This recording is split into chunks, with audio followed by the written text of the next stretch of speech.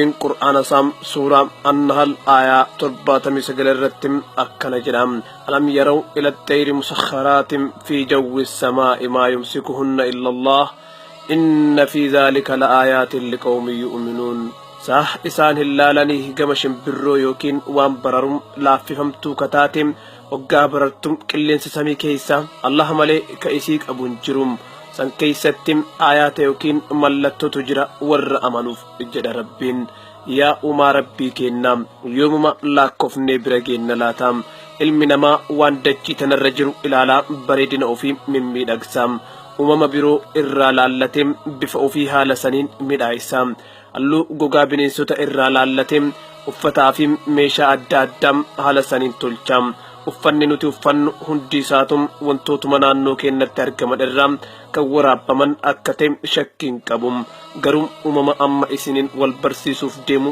wajjin eentu wal fakkaatuuf carraa qalaataa simbirri tun paradise birds yookiin shimbirroo jannataa jedhamti ilmi namaa shimbira tanam xiinxallee erga ilaaleen booda maqaa itti baasuu dhabnaan paradise birds yookiin shimbira jannataa jedhee moggaase dhugama haala isii yoo ilaalle nutis waanuma itti moggaafnu dhabnaam rabbii keennas kan uumama ajaa'ibaa akkanaa uumetti dinqisiifanneetuma subhaanallah jenneetuma cal'ifnaam.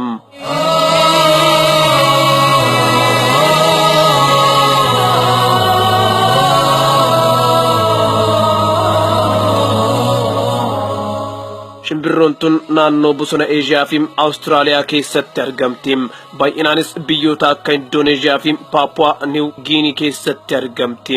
simbira tana wanti simbirroota kaawwan irraa adda isii godhe bareedina isiiti. keessattuu bareedinni baallee simbira dhiiraam uumama ajaa'ibaati. waan simbirri kun godhu yoo argitan gammachuu bira dabartanii amanuu dadhabdanii guyyaa guutuu simbira kana osoo ilaalaa ooltanii hin quuftanii. simbirri kun baallee isaa bifa isaa jijjiiram shimbira dhaltuu naannoo isaatti argaman ofitti hawata. dhalaan shimbira kana bareedina hanga kan dhiiraa san hin qabdu. haa ta'u malee uumama biraatiin yoo wal bira qabnu isiilleen haalaan babbareedoodha. walumaa galatti sanyiin shimbira kanaa hanga 50 akka jiru tilmaamama. dheerinni isaaniitis seentimeetira 15 hanga meetira 1 ta'a. shimbirroota kana argachuun hedduu nama rakkisa. hedduminaan kan sooratan firiiwwan mukaa yoo ta'u sanyiin tokko tokko garuu wantoota akka ilbiisotaa fi daara baaftus ni sooratu. simbirroota kanneen wanti adda isaan godhu halluu baallee isaanii irra jiru akka ta'e dubbannee jirra.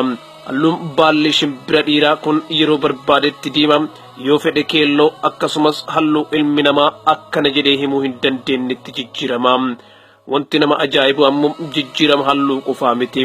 yeroo fedhetti dhalaa naannoo isaatti argamu hawatuudhaaf boca qaama isaatis akka barbaadetti jijjiira. sagaleen inni dhageessisus wal fakkaataa miti.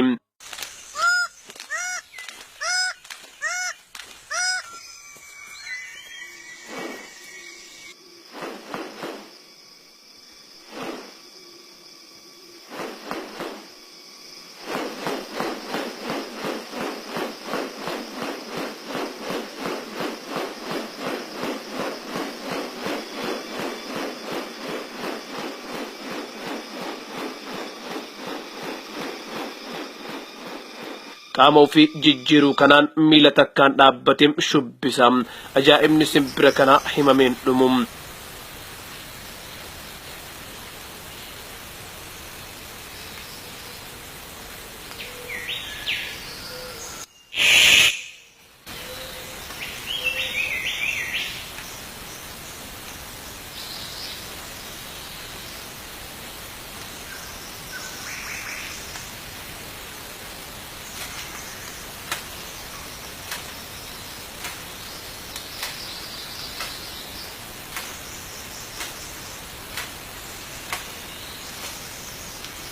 dhalaan shimbirroo jannataa hanqaaquu bakka feetetti hanqaaqti.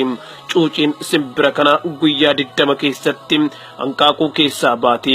cuuciin hanqaaquu keessaa baate tun gaafa dura uumamtu baalli tokkollee hin qabdu. Rabbiin keenya garuu ergasii booda akka ofii fedhetti itti biqilcha. Cuuciiwwan tun hanga ji'a tokko socho'uu hin danda'ani. Gaafa ji'a tokko xumuranii as bahan garuu wanti isaan hojjetan subhaanallah nama jechisiisa. Shimbira kanaaf diinni hamaan ilma namaati. Baalli isaa kana faaya garagaraatiif waan barbaaduuf shimbira kana adamsee ajjeesa. Sababa kanaafis haalli jireenya shimbira kanaa haala yaaddessaa irraa akka jiru dubbatama.